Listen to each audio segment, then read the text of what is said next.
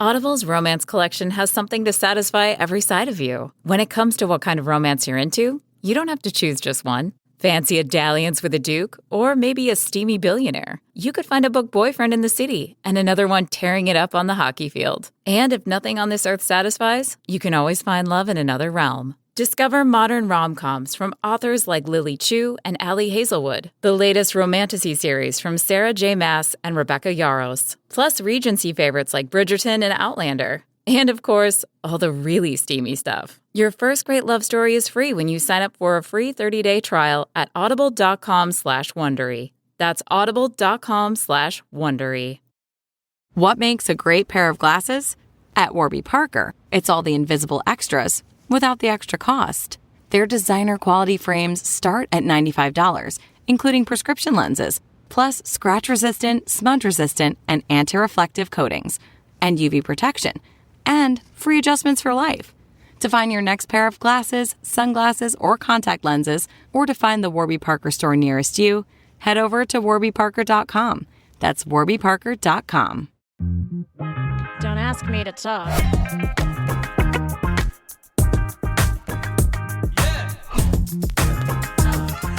Hey, everybody. Welcome to another edition of Don't Ask Me to Talk.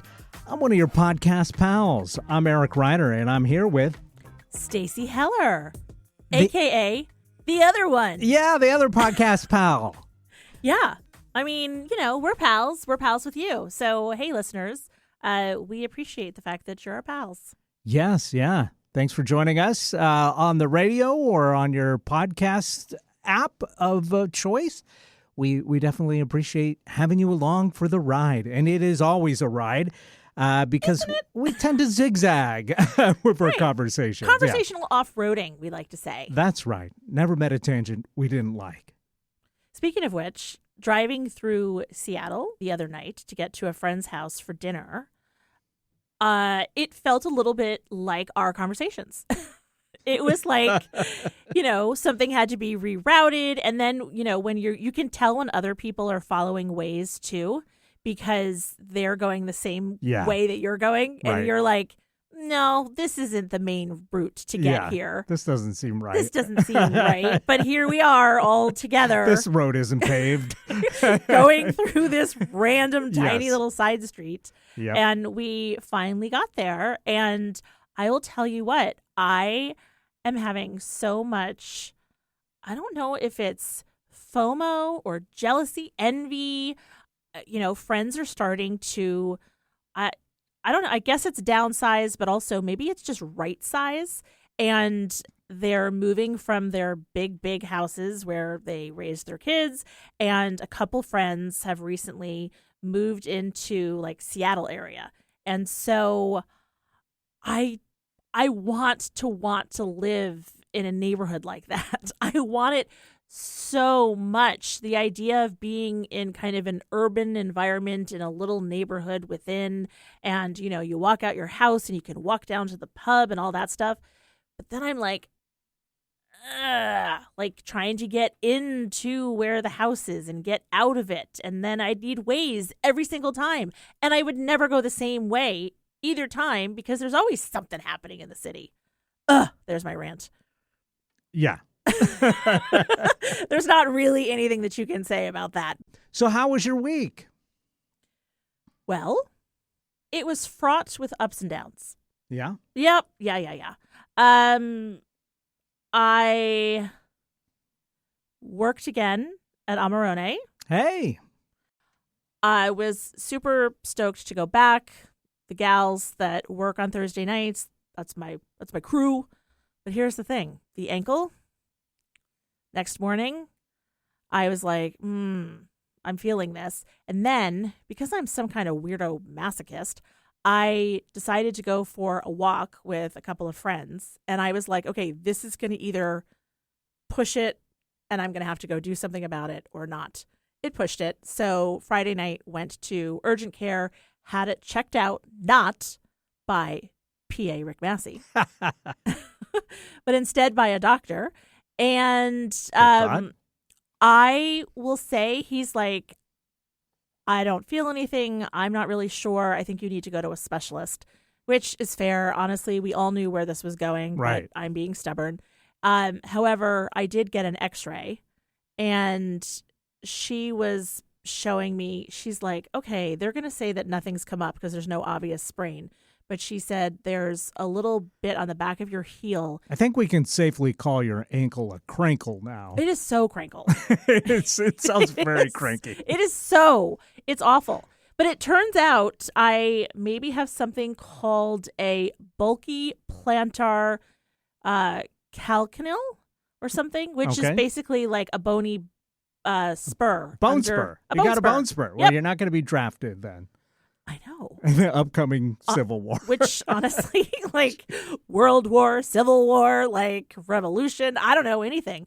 So I'm going to the podiatrist this week, and I am hoping that we can address it. Because I do think it's weird that what I'm feeling across the front of my ankle cannot be from a bone spur. I know that you can have something happen in one part of your body and it impacts another part of your body. Yeah. But this feels like it's two separate things. So we'll find out. So that's the good news, bad news. I hope we finally get some resolution and you start being able to walk better. Because this is boring content, honestly. Well, it's not about the content. It's about me having content actual of my concern life. for you. Yes. Yeah, it's not fun. And then in another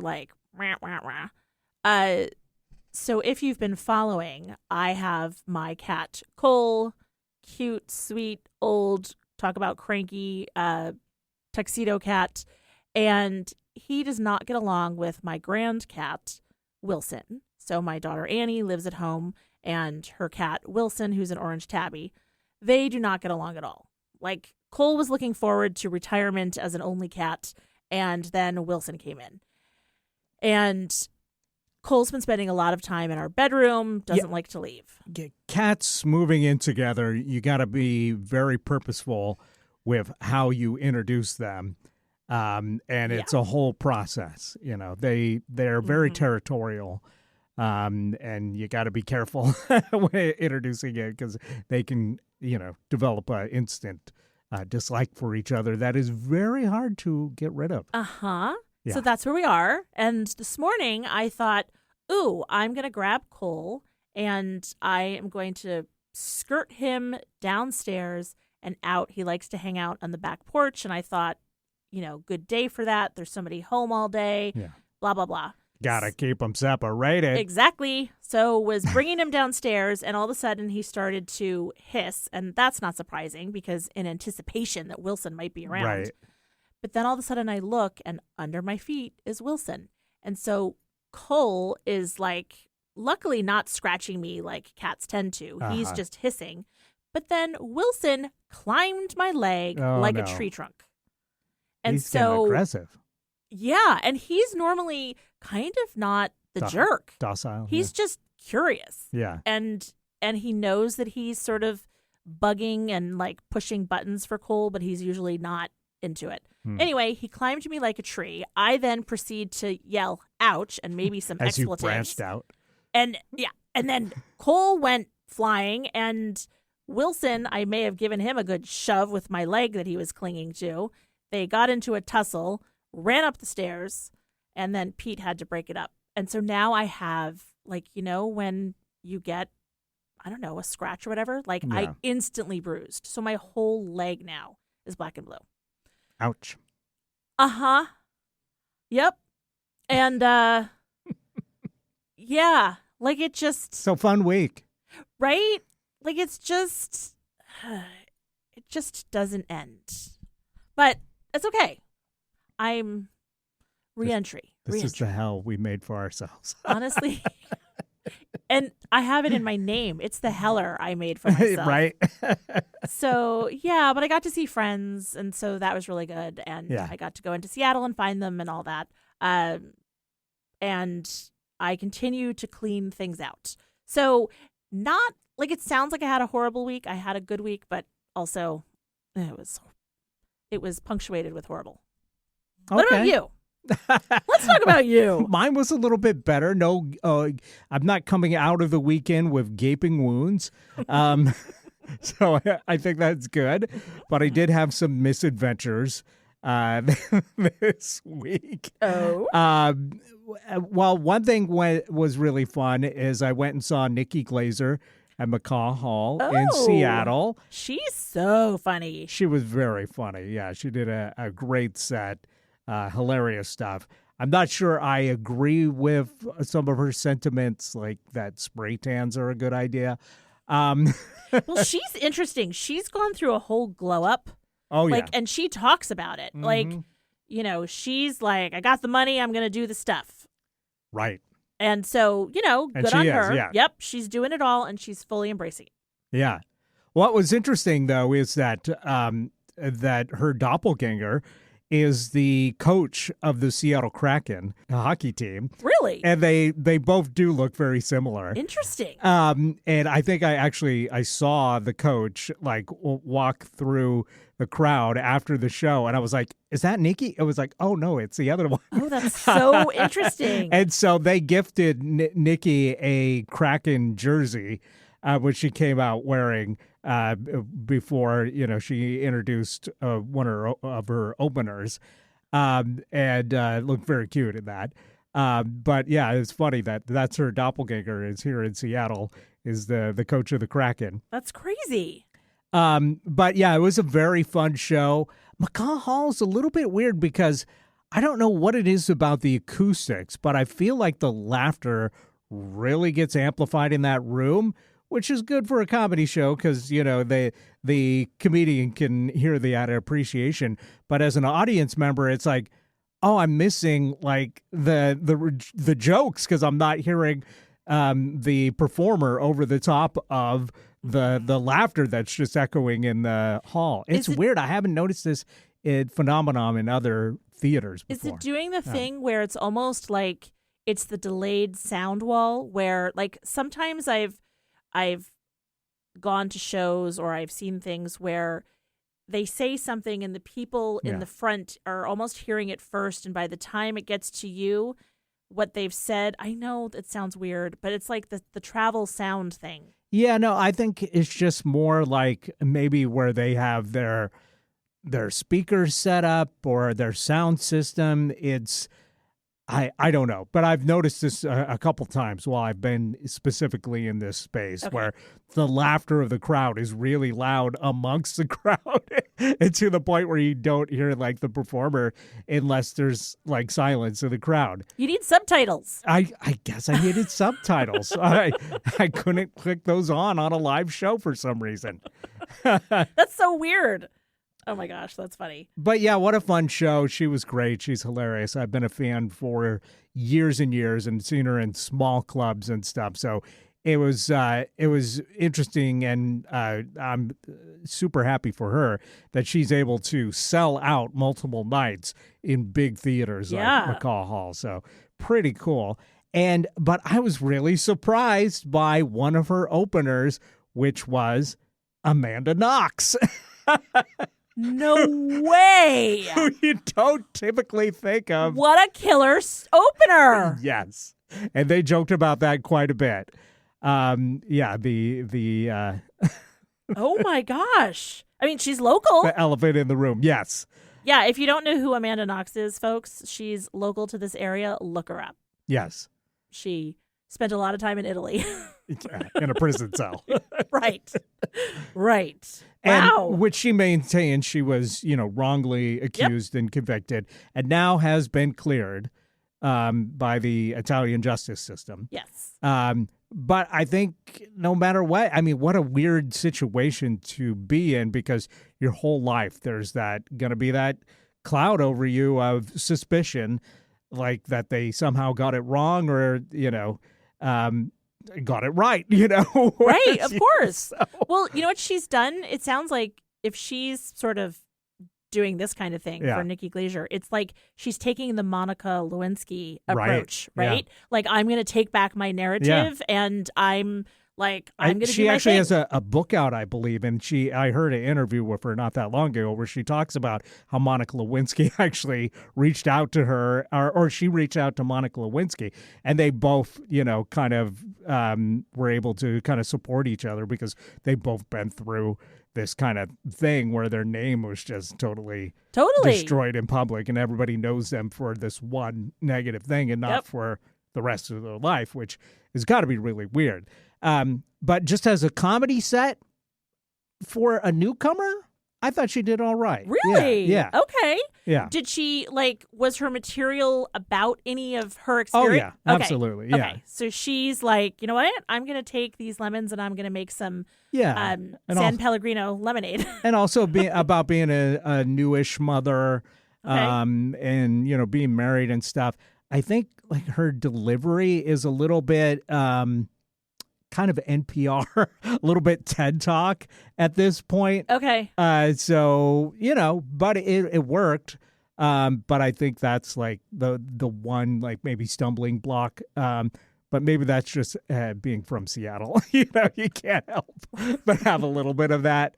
Right. But yes. yeah, it was fun. It was a good time. But what wasn't a good time is the fact that I parked in one of the Amazon parking garages, and I came back and could not find my car. No. Okay. Tell me you're getting old and you not only need subtitles but glasses.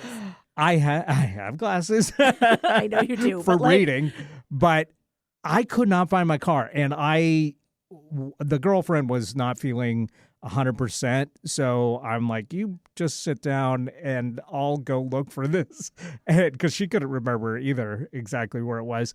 And I walked around 5 floors looking for the car. Oh my gosh. Could not find the car. Genuinely had the most kind of panicky kind of feeling that I've had in a oh while. my gosh, the car's been stolen. Yeah. Well, turns out I parked directly across the street at the other parking garage that looks almost exactly the same as this one. Oh, my gosh. And because we were a little bit pressed for time, I didn't take a picture or anything like I would normally do. So it took about 20 minutes to figure out I'm in the wrong building. Oh, my gosh. And then figured out, oh, shoot, we parked across the street. Because the problem was I used GPS to find it, and I thought GPS had led me right to it, but I had turned into the one right across the street. Oh, you weren't – I get that because you're not looking at what side of the road it's on. Yeah. So I used GPS to walk back to it because this is a place I'd never had parked before. And then, it led me right back to where I had put in the GPS originally. But again, it was right across the street that I was at. So, so that was a fun kind of comedic topper, too. Hopefully you were actually amused. Probably not. I mean, there's the panicky feeling, and then the girlfriend's not feeling well. Right. So you're like any second now, babe, it'll be great. Don't worry. Yeah. I felt like a dum-dum. But hey, got the car back. Everything is fine. We were just delayed about 20 minutes. I think it would have been funny if you were doing the lock thing like the Oh, and hearing it across the street. Well, no. Underground, you don't really. That's true. But believe me, I tried that trick as I was walking each floor in the wrong building. Like, maybe I'll hear it. None of this looks familiar. Why doesn't this look familiar? That is the worst feeling. Oh, yeah. So, so fun times. But nobody was hurt. And you weren't attacked by a rogue animal. No rogue animals, thankfully. Okay. So that was okay. That's good. So, you kind of had a better week than I did, even with an almost lost car. Yeah, I would say so. Yeah. I'm not bleeding. So I guess I'm gonna say it was a good week. There's a part of me that when the cat went after me, bled, and I bled on the ground, and I want to do like a little chalk outline, except that I think that Annie feels so terrible about this that would just be, cruel and unusual punishment. Sure. And, like the cat's being a cat. But still, I was like, oh, I should just have like a little chalk circle around the drops of blood. It's the crime scene investigation. Right. Anyway. All right. Anything else? Well, you mentioned your little road adventure. I was just gonna mention, a couple months back we talked about like head scratching bumper stickers that I see, and this morning I saw one driving in that I was like, okay, the purpose of these bumper stickers, I'm beginning to get the joke. It's just to leave people going, what? That's their joke. Like their perverse sense of humor. Yeah. But it's not necessarily meant to be funny. It's meant to be like, okay, this is a weirdo. I guess I better not be too close to them while I'm driving, I think. Because this one said, I eat chapstick today. I said, what? I was like, okay, I see what you're doing. Okay. You're just being crazy so people don't road rage at you because that guy's crazy. Steer clear. Okay. Actually, speaking of this, I saw a video. It's clearly like a prank show type thing. Yeah. And it was a video where the car had a bumper sticker that said, honk if you like Satan or something like that. Right. And there's people in the back of the car. Here's another one, a good example of this. And there's people in the back of the car, clearly, the pranksters, right? And they're getting people's reactions. And people are sort of like, what? And so one person honks and the trunk lifts up and someone that looks like Jesus is in the trunk and is like, and just shakes their head, and then the trunk goes down. I was like, it would be funnier if it was Satan popped up and gave a thumbs up. Yeah. Yeah, it was, it just made me chuckle, and it made me think of when you were talking about bumper stickers. Right. And I was like, oh man, that reminds me of this other thing that I keep seeing on like transit trucks, freight trucks. There's one company that's a little bit weird that has like what looks like a werewolf on the back of the truck, and it's pointing a finger and it says, "Did you pray today?" And it what? Yeah, did you pray today? And it looks, I don't think it's an actual werewolf, but the way the guy is shaded and how angry he looks kind of looks like a werewolf. And pointing the finger, did you pray today? Oh my gosh. Which is like, for something that I think is supposed to be promoting religion and charity and Jesus, it's so angry. And also in the context of like a big freight truck like in front of you on the road, it's really kind of disturbing. It's like, oh man, what's going to happen here? Do I gotta pray or they're going to run me off the road? That's crazy. Yes. Like, what a weird on like freight truck type things. Yeah. It's just some company that decided, hey, let's promote prayer through fear on our trucks. Because you see the sign and you're like, dear God, what is that? Yeah, exactly. Why is that werewolf so mad that I haven't prayed yet? Oh my gosh, that's weird. Now I'm going to have to look. Right. Okay. And also, I can't help but wonder if that werewolf eats chapstick. Well, all that yelling, I'm sure his lips are chapped. Right. Oh my gosh. All right. That's ridiculous. I kind of love that, though. Now I'm going to start looking. Keep an eye out. You'll see it. Okay. It's around on quite a few trucks that you see around here. Well, hey, should we take a break? Let's do it. Let's take a break. We got some cultural blind spots to get to. Also, possibly some Dear Krabby stuff. Yeah, I have some inspo. I thought that we could, we talked last time about sort of regrouping. Yeah, and so, we're retooling Dear Krabby, and they'll be back. But yeah, we got some insight on that coming up. So stay tuned. More Don't Ask Me to Talk on the way. This is Eric Ryder reminding you to follow us on Facebook. We're at Don't Ask Me to Talk, and we're on Instagram, again, at Don't Ask Me to Talk. We'd love to hear from you, so check us out on social media and leave us a comment. Leave us a like. Remember, you can always email us directly at asking@don'taskmetotalk.com or leave us a voicemail or text at 475-999-2726. That's 475-999-2726.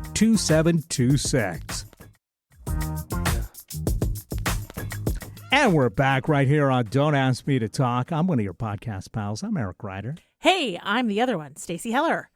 Okay, so Yeah, let's talk about Dear Krabby. sounds good. Okay, so Maybe it should be Dear Crankle.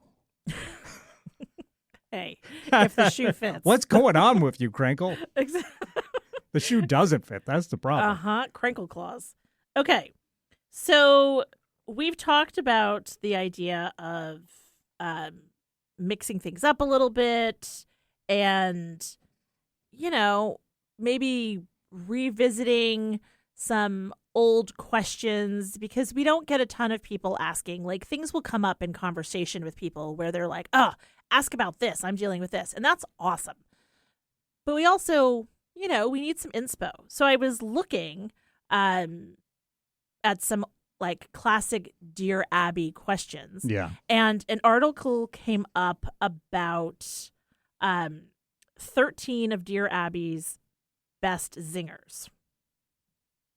These, Dear Abby, savage. So good. For instance, this one, it doesn't say what year, but these, this is back in the OG. Dear Abby, my boyfriend is going to be 20 years old next month. I'd like to give him something nice for his birthday. What do you think he'd like? Carol. See how saucy Dear Abby was feeling. Ready?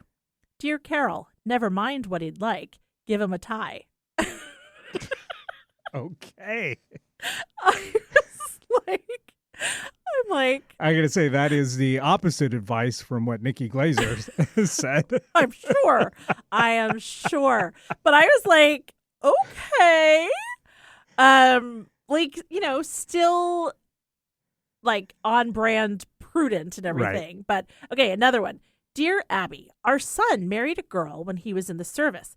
They were married in February, and she had an 8.5-pound baby girl in August. She said the baby was premature. Can an 8.5-pound baby be this premature? From Wanting to Know. Yeah. So hang on, just for context, what is a typical baby birth weight? I have no idea. Well, if it's a premature baby, Right. then it could be, anything from a pound to like 6 pounds, 6 pounds. I just mean so full-term yeah. baby can be anything from like 7 pounds to 8.5 pounds is a Right. full-term baby. Okay. So to say that baby is premature. Right. Mm-hmm. Well, this could have been like one of those rare 12-pounders. Yes. Thanksgiving baby. My neighbor in Connecticut had a Thanksgiving baby. It was 14 pounds. Mm. Yeah. Anyway, her response was, Dear Wanting, the baby was on time. The wedding was late. Forget it. Then she had, Dear Abby, is it possible for a man to be in love with 2 women at the same time? Jake. Dear Jake, yes, and also hazardous. Yeah. Right? Uh-huh. I feel like these people weren't like good at like getting to the heart of what they actually want from Abby. Right. Yeah. And so some of these, like, she was just like, they're not like, okay, Dear Abby, I've been going with this girl for a year. How can I get her to say yes? From Dawn. Dear Dawn, what's the question? Like, it's like, okay, being obtuse. Dear Abby, my wife sleeps in the raw. Then she showers, brushes her teeth, and fixes our breakfast. Still in the buff. We're newlyweds, and there are just 2 of us, so I suppose there's really nothing wrong with it. What do you think? Dear Ed, it's okay with me, but tell her to put on an apron when she's frying bacon. Good advice. I'm like, okay, now she's hitting her stride. Well, this is, the first bit of advice that actually is helpful so far. Well, and it makes me think, like, it's so interesting because her advice... It sounds like her column, she just decided to do some quick responses to dumb questions. Right. So that she could reserve like a actual deep question for like, a longer, more in-depth like response. The question, Dear Abby, what's the difference between a wife and a mistress? She said, that's from Bess. She said, Dear Bess, night and day. Right. That's good. So I just think that, we're trying to be a little less quippy. Right. And actually give some real advice. Yeah. And certainly Dear Abby would do those kinds of things. Hey, if we got more questions for Dear Krabby, we could, afford to be quippy. Oh, come on. We can be quippy. You want to see quippy, we'll give you quippy. Well, and doing research on some of these, the questions seem to be a lot of mother-in-law related, etiquette related, and kind of newlywed related, because doing some research. And so it also reminds me of the Reddit, the subreddits, like, am I the a-hole and things like that. Yeah. So I'm like, we might have to take on some of those questions. Yeah, for and sure. Start playing with it, because between the quippy and the like heartfelt and the whole mixture. Yeah. I mean, there's really a lot of content out there. Yeah. So anyway, let's see if I can find another one that was worth. One more. This one. Okay, Dear Abby. I wonder when this came out. Dear Abby, I've joined the Navy to see the world. I've seen it. Now how do I get out? Dear Navy, simple. Go to your superior officer and say these 2 words. I'm gay. I mean, she wasn't wrong. I mean, ahead of her time. Kind of savage. I kind of love it. Yeah, I mean, now it's like, say you're trans. Right. Yeah. Exactly. Yeah. Uh-huh. So I guess we've made progress. Dear Abby, what inspires you most to write? From Ted. Dear Ted, the Bureau of International Revenue. Dear Abby, are birth control pills deductible? Dear Birdie, only if they don't work. Smart. Dear Abby, I know boys will be boys, but my boy is 73 and he's still chasing women. Any suggestions? From Annie. Dear Annie, don't worry. My dog has been chasing cars for years, but if he ever caught one, he wouldn't know what to do with it. So, I mean... Her boy is 73? I think she's... So this is like a 93-year-old writing in? I'm thinking that it's like... Her husband. Her husband, and she's like, I know boys will be boys, but my boy, air quotes, is 73. I'm like, dump him. And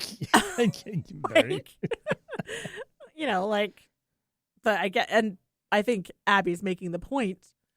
Is he catching them, or is it catch and release? What's happening?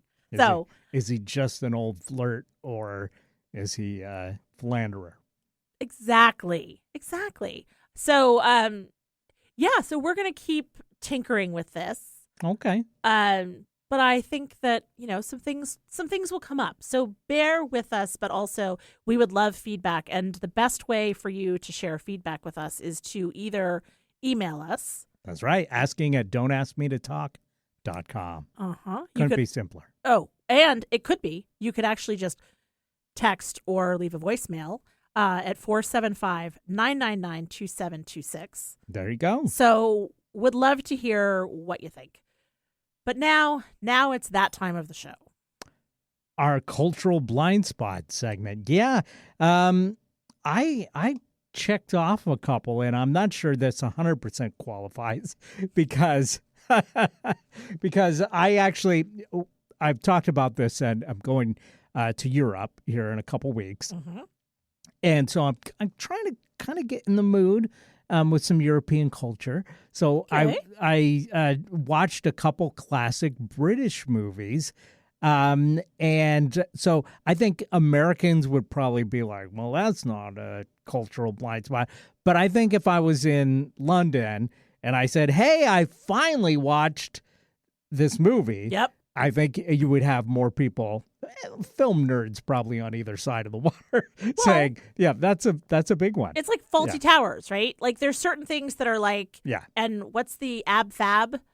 Like Absolutely fabulous. Yeah. So like there's certain things that are absolutely, you Sure. know, the culture of that place. Yeah. So I give you the pass. Right. So what did you watch? Well, it wasn't that long ago that I watched the original version of The Lady Killers with Alec Guinness in it. This was made by Ealing Studios. Okay. Sir Alec Guinness, by the way. Well, he's no longer with us. And at the time when he was in the movie, he was Alec Guinness, the actor. But anyway, it was very funny. It was a very enjoyable movie. So this last weekend, I finally checked out The Lavender Hill Mob, which is a great movie. It's about a bank heist, and it stars Alec Guinness as his job basically is to ride along in like an armored car as they transfer gold from one bank to another, essentially. Okay. And he like figures out like, hey, I could steal some gold with my job, you know. I've been doing this long enough. I could make off with a few million in gold. So he's got this plan, but he doesn't have anybody to help him out with this. He lives in a boarding house, and a new guy moves in, and turns out he works in a factory that makes souvenirs for around the world. So they're basically minting little souvenir Eiffel Towers, and out of lead, essentially, to sell, you know, at the Eiffel Tower and other spots in Paris as a souvenir. And they make a bunch of other stuff like that. And so Alec Guinness's character ropes in this other guy, and they figure out, hey, if we get a bunch of gold, we could press it into souvenir Eiffel Towers, ship it to France, have it sit as dead stock in a warehouse, and then we could go to France, get the gold, nobody would know, and then This is what they do with like go melt this cocaine. down. Yeah. Yeah. This is like brilliant. Yeah. Yeah. What could go wrong? And but they're like, we need a couple other guys. So to recruit the other guys, they set a trap by on the tube, talking about how they've got a safe full of money, and they're not going to be able to get it to the bank until Monday. And boy, I sure hate to leave everybody's wages in this safe. Anybody could come along and steal it. Oh, no. And so they go and sit in the factory and wait, you know, to see if anybody breaks in. And then two guys end up breaking in. And so they recruit both of these guys to be part of the Lavender Hill mob. Yes. I won't go into all the plot details, but it is a lot of fun. And I guess the guy that wrote the movie actually went to a bank and said, the Bank of Britain, and said, hey, if someone wanted to steal a bunch of gold, how would they do it? And they basically just told them, like, the only time it's vulnerable is in the truck. So he came up with this whole plot based on them telling him exactly how to That's amazing. steal all this gold. And then he put it in a movie. When is this movie from? This is from like 1951. Wow. I love that. And this sounds like one of those movies where the bad guys are actually like the good guys, right? Like you're like, oh, they're just a bunch of affable, like knuckleheads. Yeah, it's just like it's a brilliant plot to steal the money, but of course that's wrong. Right. But like it's so so modern don't in a do way. it, Yeah, but of course yes. not. But like the fact that in 1951 they're like, Yes. so we're going to get the gold. We're Right. going to take the gold. Yep. We're going to melt it down. We're going to put it into the trinkets. Yep. No one will know and it'll be there. I mean, like, Until they go to Paris to get the gold. And then they find out that the lady at the souvenir stand that works for the company is selling these golden Eiffel Towers to people for like, a few francs. And they end up seeing these schoolgirls from London buying them. And they go and chase after these girls. And it's very funny. There's a hilarious scene where they don't catch the elevator in time, and so they end up like running down all the stairs of the Eiffel Tower, and by the end they're so dizzy that they like spin around and fall on the ground. I hear Benny Hill music in the back of my head. Yeah, it was very funny. So I highly recommend this, The Lavender Hill Mob, and I won't spoil the twist ending, but it is great. It is a lot of fun. Okay, that's fun. Yeah, and British humor is so good. It can be. Sometimes it's, it can be a little bit hacky or cheesy, just like some of our stuff, Well, yeah, of course. Yeah. But I mean, come on, I love cheese. But yeah, a very fun movie. Highly recommend it. I think it really holds up well. And what's fascinating is also that a lot of the locations look very different today than they did in 1951, because it was kind of an interesting period where it was just far enough after the Second World War where London had been bombed pretty extensively. Okay. Where they have kind of basically cleared out a lot of the rubble, but they haven't built anything in its place yet. So there's a lot of stuff where there's buildings now, and there's like industrial sites and stuff that they shot on that don't exist anymore because they were rubble. And then, now it's all like high-end real estate. But yeah, it's a great movie. Highly recommend. And then I had such a good time with that. I checked out, what's another Ealing Studios comedy I could watch, preferably with Alec Guinness. And I came across Kind Hearts and Coronets, which is also very good. And Alec Guinness plays like 8 different roles in this movie. It's like Coming to America with, yes. What's his name? Okay. Yeah. Or Eddie Murphy doing like In the Clumps and all that stuff. Yes. Yeah. So isn't coronet a type of cookie?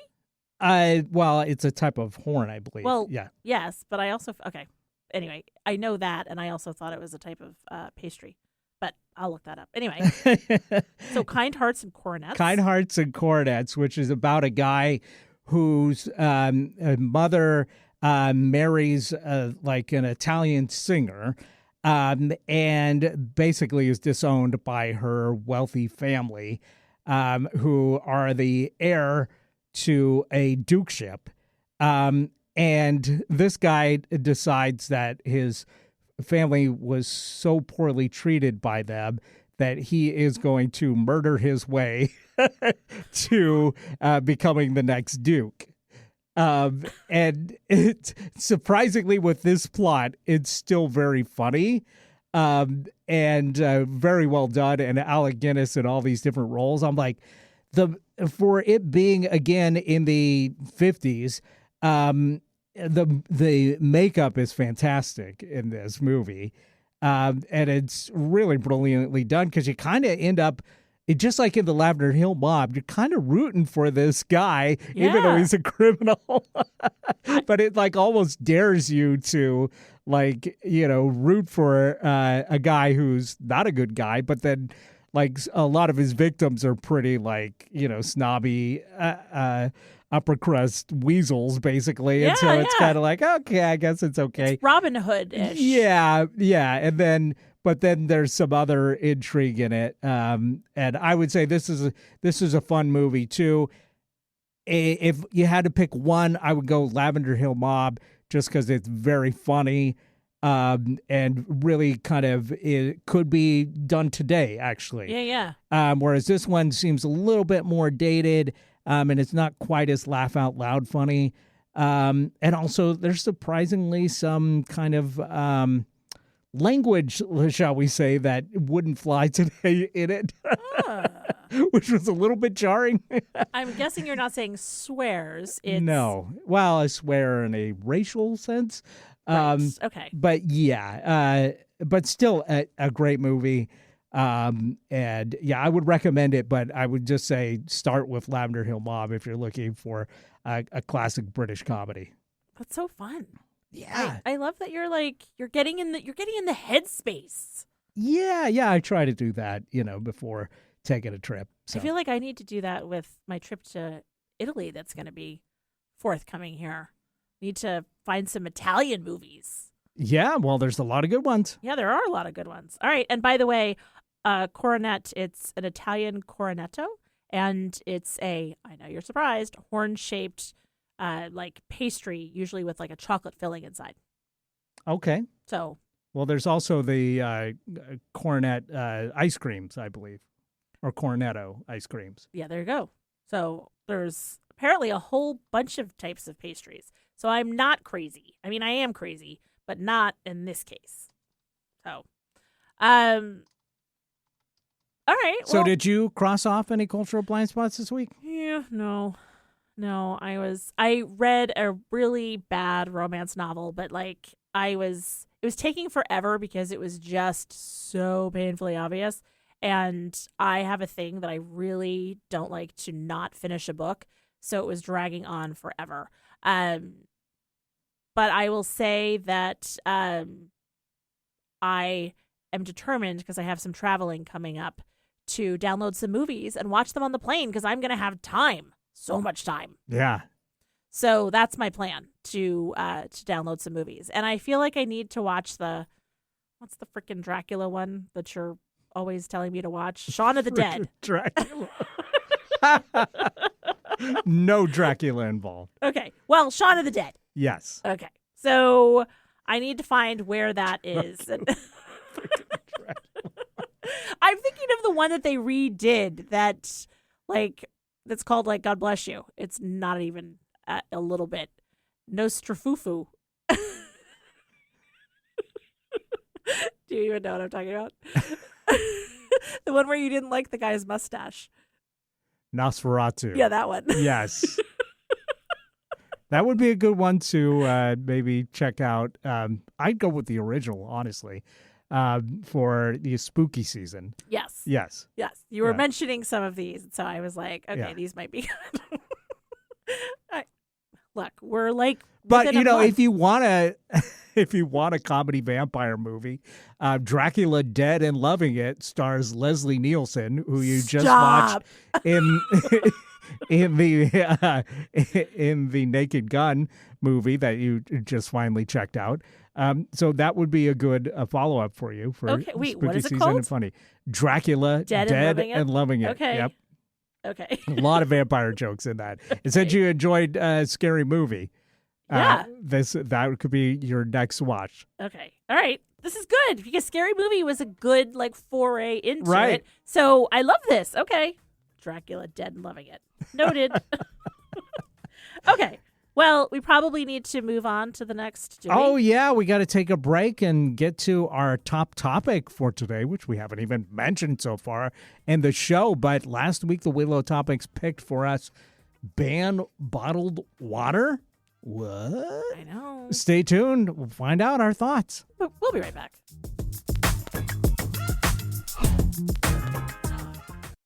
Hey, I'm Stacey Heller. I'm one of your podcast pals, along with Eric Ryder from Don't Ask Me to Talk.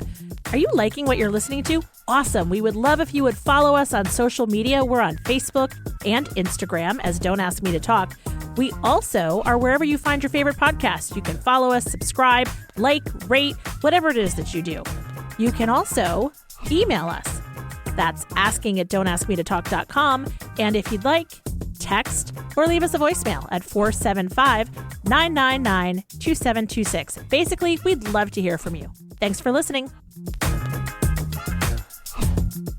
And we're back. right here on Don't Ask Me to Talk. I'm one of your podcast pals. I'm Eric Ryder. Hey, I'm the other one. I'm Stacey Heller, and I'm thirsty. I'm craving a Coronetto. Well, what are you going to wash it down with? Water in a water bottle? Possibly. And, every week we use the Wheel of Topics to pick a topic for us. And as I said before the break, this last week it picked banned bottled water. Now, you are the person that comes up with the topics and puts them on the Wheel of Topics. And I love to find out what the thinking, what the kernel of inspiration was for you that made you decide to add this topic to the Wheel of Topics.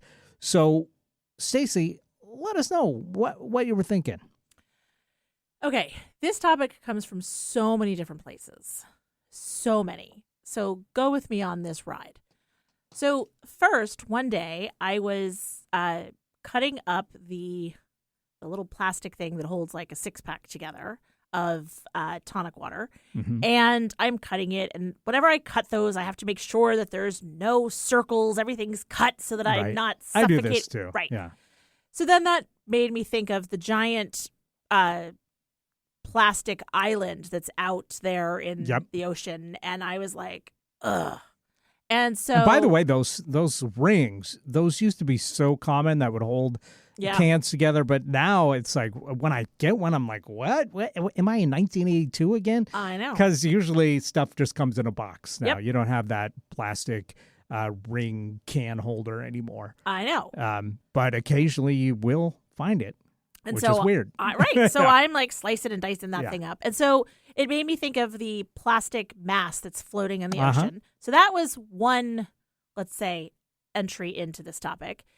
Then there's the whole water bottle culture, which is like, it feels like it's a status thing. I have a Owala bottle.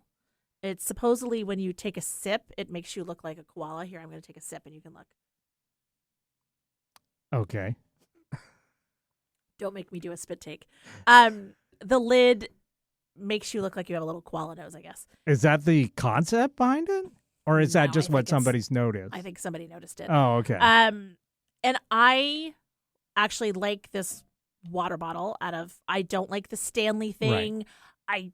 But it is such a thing. It started back in the day with, what are some of the brands? There was the Yetis. Right. And there's and thermos then, and right. So there's Yetis just and all kinds, these, and they're big, and now people have like little charms hanging off of them and all this stuff. Right. And it has nothing really to do with minimizing the waste that comes with water bottles, and everything to now do with like seasonal sophistication and well, I mean, trend. it does. It does. It does because people aren't using as many plastic single-use water bottles. So if it takes them being trendy to get people to catch on to this, I think it's a good idea. It's a great idea. Yeah. I'm not saying it's not a great idea, but I'm going to say that if I asked 10 people out and about why they're using that water bottle, I don't think that the majority is going to say, because I'm worried about plastic water bottles.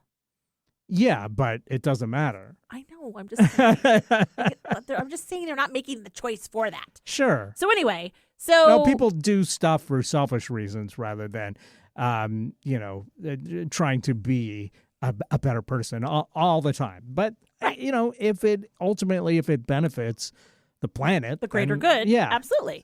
Who cares? So there was that. And then I left my water bottle. So that was another entry in. Yeah. Then I left my water bottle and I was headed someplace and I got a bottle of water and I was like, ugh. But then there's certain bottles of water that I actually really like the taste of it. Mm-hmm. And, it's, who would have thought that different waters have taste? And I'm like, Sure. yeah, but I felt like I can't buy this. I like the taste of this. And I really like the water that comes out of the tap at our lake house. I don't like the water that comes out of our filtered refrigerator here as much now that I'm back home. And then some waters, I like the taste of them. So that was just another enter point for this Like just all these different ways that I was thinking about this. I mean, I think we'd be in agreement that it's good to not have the plastic water bottles. Yeah. And I know that there's the box water. I got to tell you, though, the box water doesn't taste good. Really?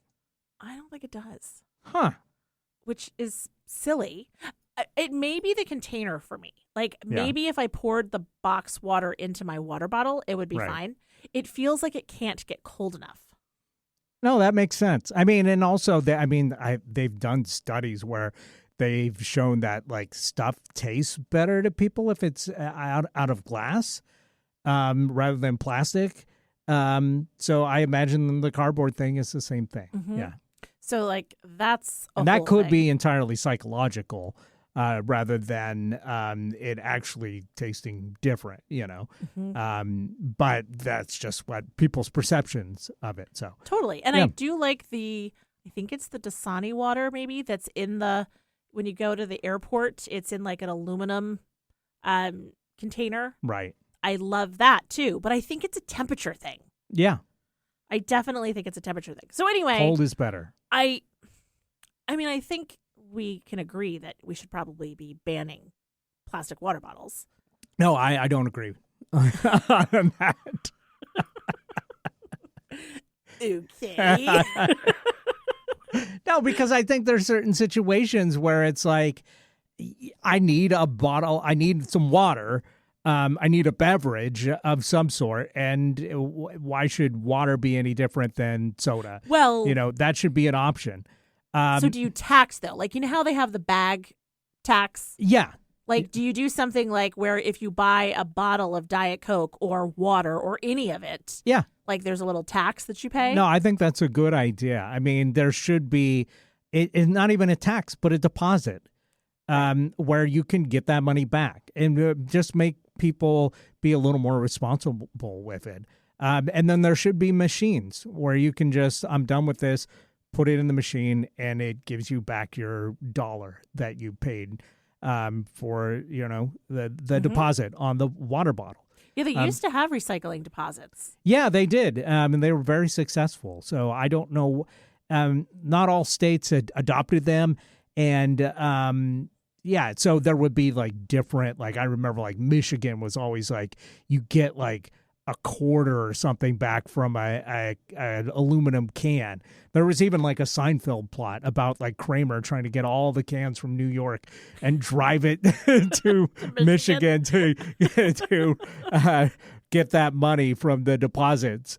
You know, the whole thing on there is like, I've done the math 1,000 times. You can't crack this code because the fuel that you'll use is always more than the money you'll get back from the deposit.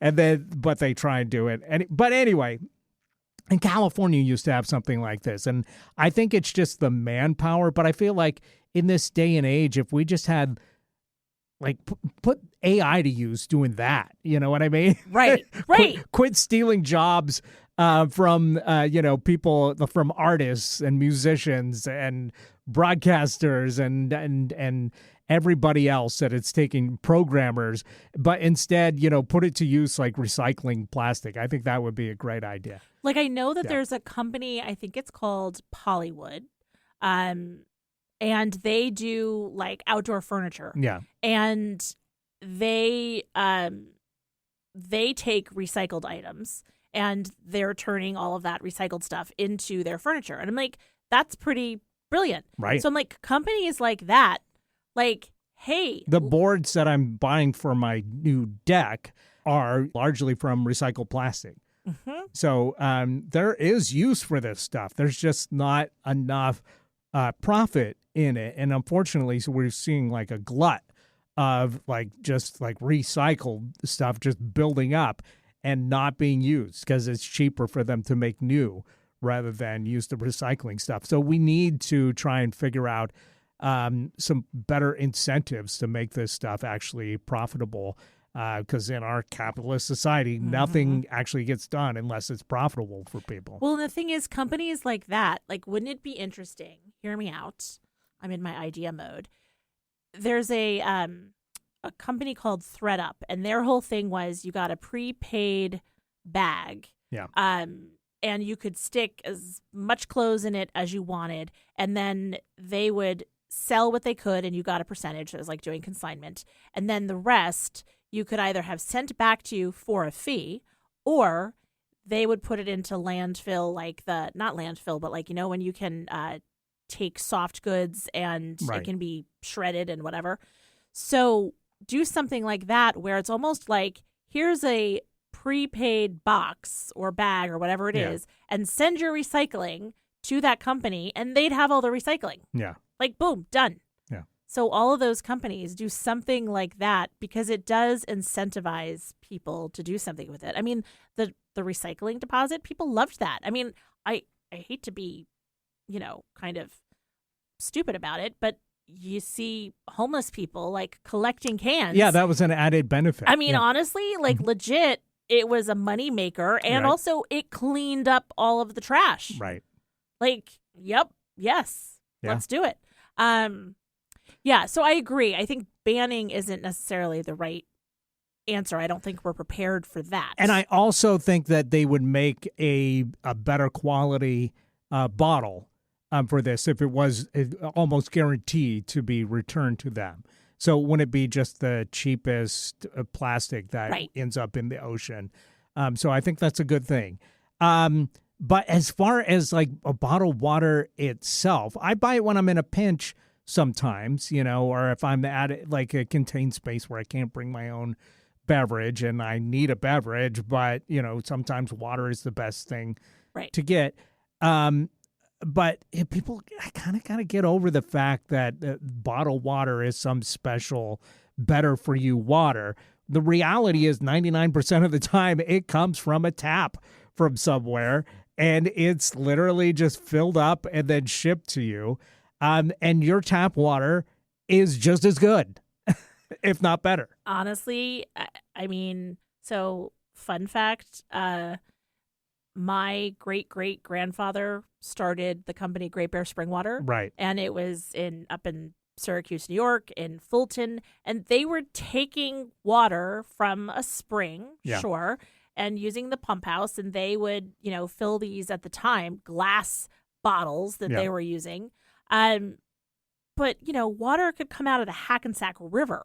Like, it doesn't matter where it's coming from. And now they have these cool things where they have filters that, like, you can go into swamp water and filter out the water. Sure. And, whatever. Now, there are places where, it has been bad, and we need to continuously fight to make sure that the EPA and local Yes. authorities are keeping our water clean and not just go, okay, well, I'm just going to get bottled water because, there's lead in the water. I mean, in that case, absolutely, get the Yes. bottled water. Yes. But you got to make sure, I mean, as a citizen, that you're getting clean water delivered to your house.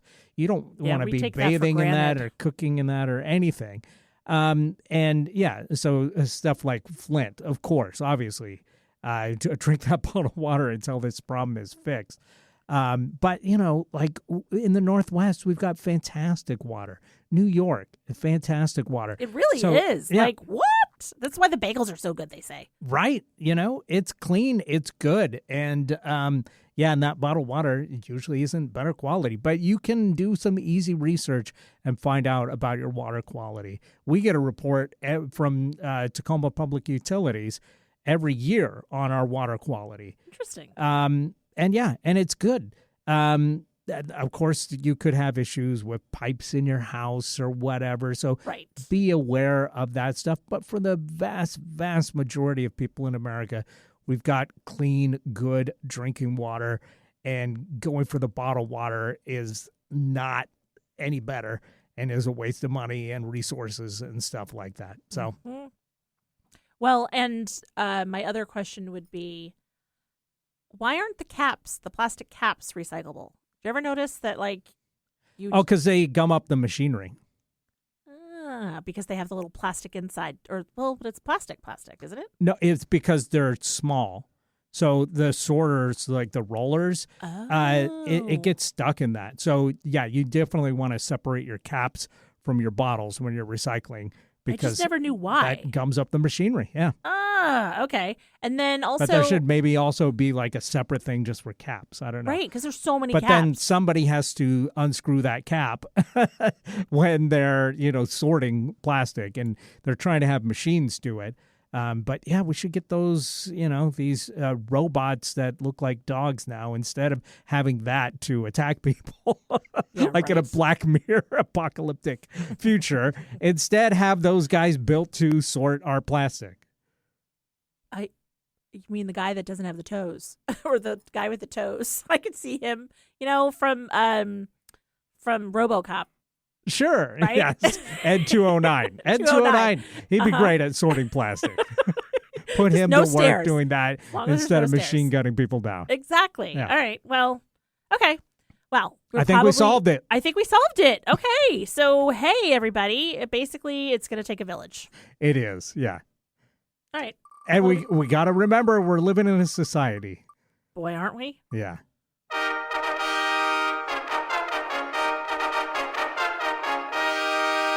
That sound means that we have a topic for next week, and that topic is live in TV show?